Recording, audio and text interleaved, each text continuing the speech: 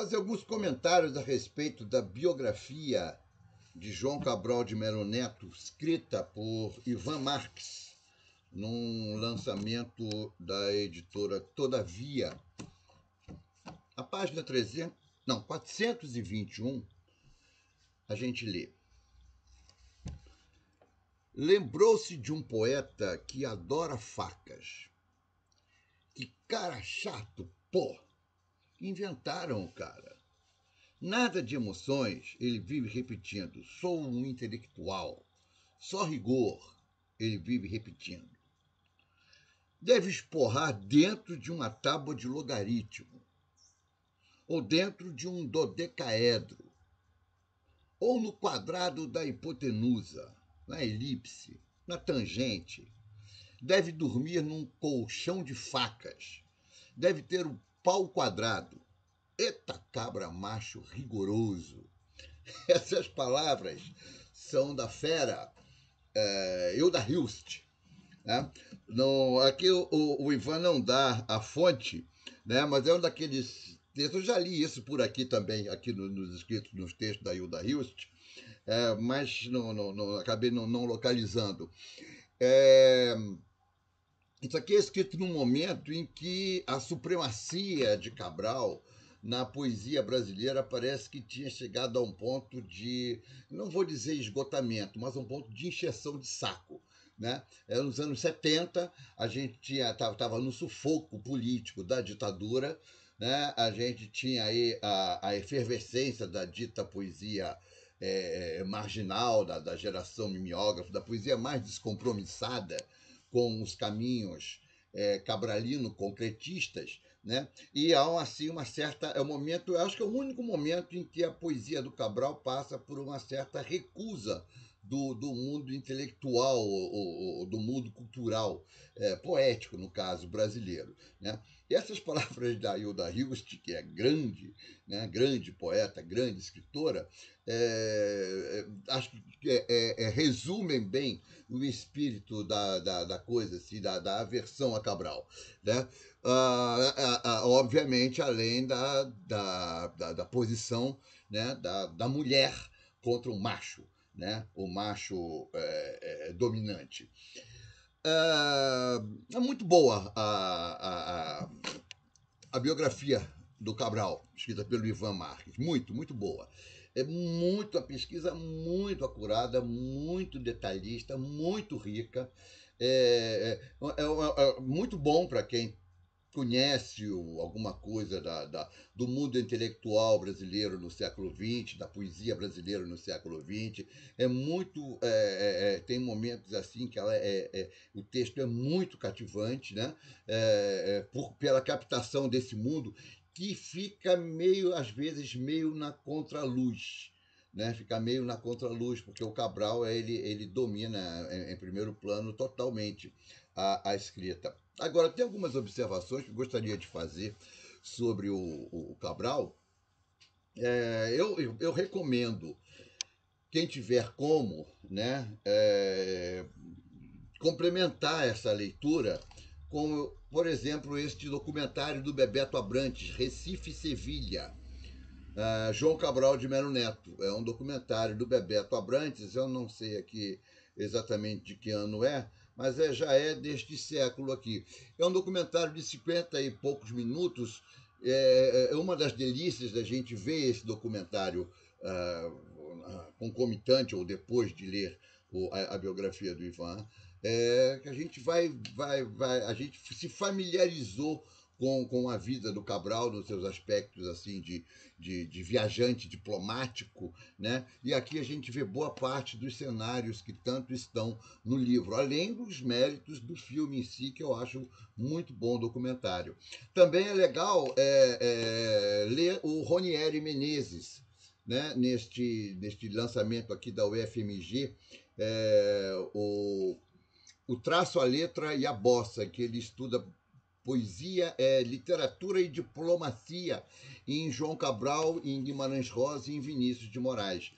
E ainda não li, mas quer dizer, comecei, tenho aqui algumas páginas lidas, mas ainda não cheguei no miolo da coisa também, que eu acho que é uma bela um belo acompanhamento disso tudo é o livro do Wagner Camilo, A Modernidade entre Tapumes, da poesia social à inflexão neoclássica na lírica brasileira moderna, em que ele vai estudar o modernismo no seu momento ali do pós-guerra, né, que é aquilo que o Wagner Camilo já estudou no seu excelente livro sobre Carlos Drummond de Andrade. Eu acho que essas são leituras que complementam muito bem a biografia do Cabral. Agora, falando do Cabral propriamente dito, eu já ouvi pessoas, já conversei com algumas pessoas que disseram que meio decepcionante a figura do Cabral, a figura humana dele diante da obra.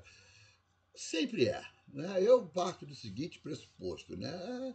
Os grandes artistas são muito mais, vale muito mais pela grande arte que eles fizeram do que pelas pessoas que eles foram. Né? Cabral é uma figura fascinante. Né? O livro mostra bem isso, os seus preconceitos, os seus equívocos, as suas hesitações. Eu acho que o livro, nesse sentido, é muito interessante de não ficar querendo traçar um retrato assim favorável do Cabral, né, politicamente correto do Cabral. Vai mostrar muito da posição do Cabral, da geração do Cabral, da posição do homem em relação à mulher. Né? Não é à toa que eu escolhi abrir com essa diatribe desaforada da Hilda Hilst, né? O Cabral vai passando, quer dizer, as mulheres vão compondo assim a vida do Cabral como uma complementação para que ele possa ser o que ele foi, né? O grande poeta que foi. Isso, logicamente, é um débito. Né? A impressão que me dá é que a única mulher assim que o Cabral levava muito a sério, tinha muita consideração, talvez Clarice Lispector e a portuguesa Sofia de Mello Brenner Andressen, né, a grande poeta portuguesa, quando ele a conhece. No mais, quer dizer, é aquela coisa também, né? A vida diplomática é uma maravilha, né? Para quem quer escrever, né? E Cabral, como diz a filha dele, a Inês Cabral de Mello, no documentário do Bebeto Abrantes, Cabral não queria outra coisa na vida, a não sei ser deixado em paz para ler o que ele tinha que ler e escrever o que ele escreveu, né? Ah, algumas coisas assim, eu vou pontuar só duas coisas que a mais assim para poder dizer aqui nessas impressões, né? Eu estou lançando, acho que eu estou lançando não, mas estou contribuindo com o impressionismo crítico internetico. Né? Estamos voltando em pleno andamento do século XXI a um impressionismo crítico do século XIX. Não tem problema. Ah, interessante na trajetória do Cabral, uma coisa que é muito peculiar e é muito interessante, é que o Cabral ele faz a carreira toda no enfoque do Ivan, e eu acho que tem fundamento, tendo um outro, né? O outro, aquele outro com o qual ele entra numa emulação, né? Ou entra numa relação conflituosa, tensa, e o outro é Drummond. Né? O livro começa com a aproximação, com Cabral vindo ao Rio em 1940, aos 20 anos, se aproximando, procurando por Drummond, né?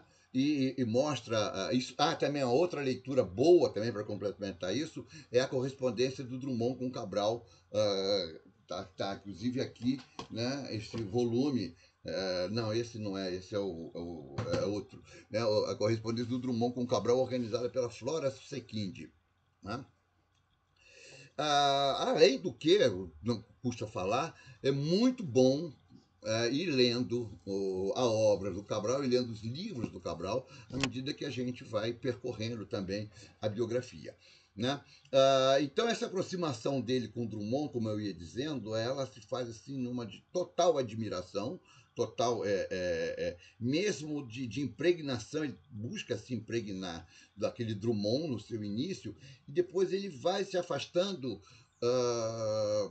e vai não há uma coerência grande nesse afastamento dele em relação a Drummond. Não há uma coerência poética. Se há coerência, é uma coerência com relação aos diversos caminhos que o mesmo Cabral vai experimentando ao longo da sua trajetória. Né? Ele não tem assim um ponto, não é como, por exemplo, os concretos, para os quais interessa o Drummond até um determinado momento, o Drummond que trabalha construtivamente. Quando o Drummond sai disso, os concretos não dão maior importância a ele. Em Cabral é diferente. Né? É de acordo com os movimentos da sua própria poesia que ele vai se afastando do Drummond, além de um afastamento no nível pessoal. Né? Parece que eram duas figuras de convívio difícil, que se deram bem durante um certo momento, mas que depois houveram por bem manter uma prudente distância. O Drummond é o grande outro do Cabral no livro. Né? Mas há outros. Né? Outro, sem dúvida nenhuma, que é muito curioso, é a relação de Cabral com o Leduivo, que é o principal geração principal representante da geração 45. Quando se fala em geração de 45, querendo dizer uma restauração do verso, uma negação dos valores modernistas, uma restauração de uma coisa neoclássica. Leduivo é o grande representante disso, é a poesia completamente avessa à do Cabral, e, no entanto, eles foram amigos, muito próximos ao longo de toda a vida. É curioso isso, né? Porque Cabral, na sua maledicência, e como é maledicente o Cabral, né? A biografia dele mostra isso, quanto ele é maledicente, né? A maledicência do Cabral não poupava jamais o Leduivo. E outro contraponto interessante do Cabral é com Vinícius de Moraes, de quem ele também era muito amigo, né? Os dois eram diplomatas, se aproximaram, tinham muitos pontos em comum, mas, poeticamente, como a gente sabe, não há nada mais antípoda. Né? Não há nada mais antípoda do que o neorromantismo do Vinícius de Moraes, em pleno modernismo, e o radical antirromantismo do João Cabral ao longo de toda a sua trajetória. São pontos muito interessantes para a gente observar, que a biografia escrita pelo Ivan Marques favorece muito. Mas tem uma outra questão que me ocorreu na leitura do livro, que é o quanto o século XX, né, a partir. Na verdade, eu acho que isso deve começar com Rimbaud, né? O quanto assim o ser jovem, né? Outro dia eu estava falando sobre isso com o Marcelo Diniz, e ele lembrou, né, que a última palavra das Flores do Mal do Baudelaire quer dizer, é ir em direção ao novo, ao desconhecido. Então, você tem um novo, né? Você tem o Rimbaud, que é o grande poeta do novo, que escreve o principal da sua obra dos 15 aos 17 anos e depois desaparece da poesia. Né? Você tem o Make It New do Ezra Pound. Você tem a novidade, ela se torna assim quase que um valor em si, quase que um fetiche, como vai dizer o Antônio Cícero já mais recentemente. Mas é curioso porque há uma valorização do jovem, do jovem. Esse jovem não é só etário, mas é também etário. Né? A escrita enquanto é capaz de produzir algo novo. Isso chega ao ápice com o concretismo, né? Com o concretismo na sua fase mais acirrada, que é dos anos 50 e 60. Isso está também no Cabral. Né? O medo de envelhecer, o medo o medo e a condenação dos que envelhecem, porque não é só o medo de envelhecer, é a condenação dos que envelhecem. Envelhecer é um pecado, é um crime de lesa arte. É curioso isso. Eu venho dos anos 60, né? 60, 70, há um valor, sem dúvida nenhuma, ao jovem. Né? Isso se explica também depois pelo baby boom do pós-segunda guerra e tal. Mas quando a gente pega, por exemplo, o contexto do apogeu do poder ultra-jovem, que aliás é o nome de um livro de crônicas de Drummond, né? O apogeu do poder ultra-jovem, que são os anos 60, só quem no Brasil enchia a boca para falar envelheçam, que era o conselho que ele dava aos jovens, era o grande Nelson Rodrigues, né? Que não à toa é visto como alguém que andou na contramão do século XX, né? Do século XX mais superficial o tempo inteiro. Bom, é isso, quer dizer, algumas palavras então eram essas para a gente encaminhar aqui a leitura da biografia do Cabral. E aí eu vou finalizar isso tudo lendo aqui um poema do Cabral, né? Duas palavrinhas. O Cabral, ele, a partir de A Educação pela Pedra, que é o livro de 1966, ele meio que começa a pedir licença por envelhecer, né? Ele meio que reconhece que ele não tem mais a substância do novo para apresentar aos seus leitores, e ele fica se justificando magnificamente é, por envelhecer e ele produzir uma poesia ainda tão vigorosa. É, outra coisa que eu gostaria de acrescentar é que essa valorização do novo, essa valorização do jovem, essa valorização do vigor, da juventude, impregnou também, em boa medida, o mundo intelectual, o mundo da reflexão sobre literatura no século XX. Impregnou muito da crítica literária, né, do exigir o novo. É um dado interessante sobre o qual vale a pena se debruçar, né? Mas para finalizar aqui, eu vou ler um poema do Cabral, né? Um poema feito da substância da memória, né? Eu vou localizar aqui na antologia dele. Não, não. Uma das obsessões do Cabral, é, o livro colore isso com um certo tom farsesco. Aliás, a outra coisa que o livro deixa bem claro, que pau d'água que era o grande João Cabral de Melo Neto, né? A gente tem a ideia do pau d'água no Vinícius de Moraes, assim, um poeta. O João Cabral de Melo Neto bebia em doses industriais. Né? Isso não é absolutamente nenhuma observação de caráter moral, nem quero dizer que isso tem a ver com a poesia dele. Mas é uma das coisas também que é bastante interessante quando eu digo que o Ivan Marques não quis fazer um retrato retocado do Cabral. Esse é um dado interessante. E outra das coisas que surgem no Cabral num tom às vezes meio farsesco e às vezes lançando para a gente uma certa atenção é a ideia de suicídio. Né? Então eu vou ler um poema do Cabral do livro Agrestes, que é um dos seus últimos livros, né? Sujam o suicídio. O pior que existe no suicídio, por limpo que seja, ou de tiro, ou o suicídio por barbitúricos em que a dormir se cruza o muro, pior que o incômodo resíduo que se há de tratar como um vivo, que há de lavar, barbear, pentear para a viagem que empreenderá. O pior que há nele é o palavrório que enreda o caixão e o velório, na oral, tropical floração que saliva a nossa nação. Na verdade, onde mais o medo é falador é nos enterros. No enterro falam mesmo os mudos, e se de suicida, falam duplo. Ninguém deixa a mínima brecha para a morte rilque, a da igreja e de outros que fazem da porta uma celebração deleitosa. O padre sabe.